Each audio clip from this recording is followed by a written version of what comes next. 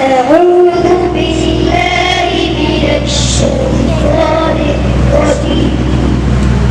بسم الله الرحمن الرحيم.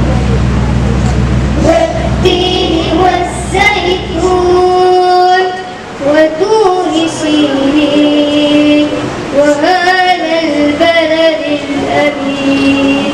لقد خلقنا الإنسان في أحسن تقويم ثم رددناه أسفل سافلين إلا الذين آمنوا وعملوا الصالحات